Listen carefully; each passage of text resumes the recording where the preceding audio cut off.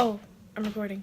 Hey everyone, Courtney here. As you can see, my hair is natural, and that's because I'm trying to grow it out and I'm trying to make it healthier because I haven't been treating it right since like middle school when I started straightening it. So in this video, I'm going to be answering 2 to 3 questions about asexuality that are commonly asked. Keep in mind that this is mostly my opinion. I will be referencing a study that was done in the first question, and there will be a link in the description down below. So yeah, check it out. The first question is, am I too young to identify as asexual?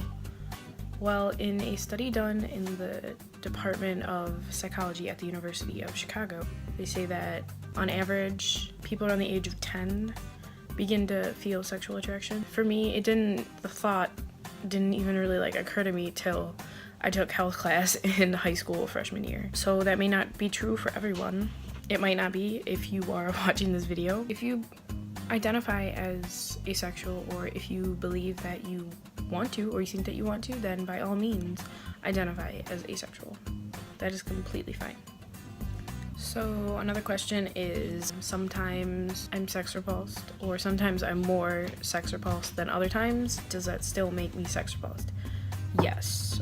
It doesn't matter the level of sex repulsion that you feel. If it's a higher level one day and then a lower level like the next, or maybe after a few days, you're still sex repulsed. Nothing is concrete.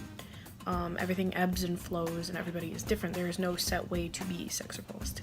For me, most of the time I seem to not be, but there are days when it is really strong and I can't stand the thought, I can't stand talking about it. So it really just depends on the person. There's no right way to be sex repulsed. There's no right way to be asexual.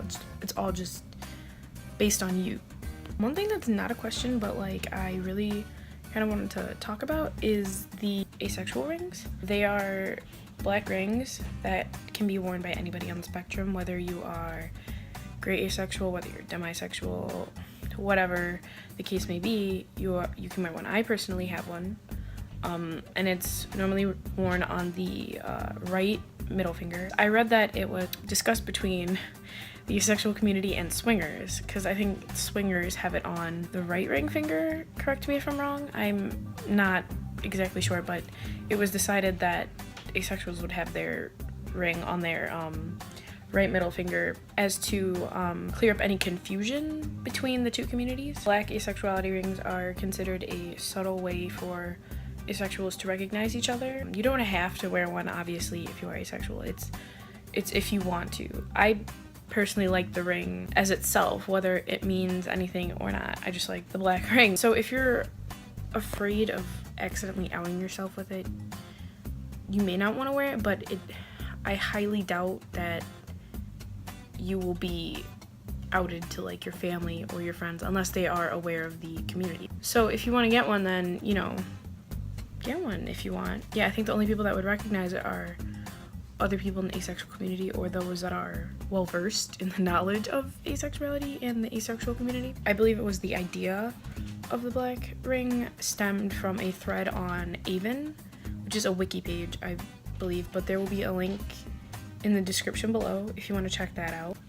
I've used Aven to clear up any confusion I've had about different parts of the spectrum, asexual and aromantic. So I think it's a really good reference or resource to use if you are confused. So you can check that out in the description below. So those are all the questions for this video. If you have any more questions, feel free to leave them in the comment section below. Or if you just want me to talk about a certain topic regarding asexuality, you can feel free to leave a comment on that as well. But thank you for watching my video. Bye.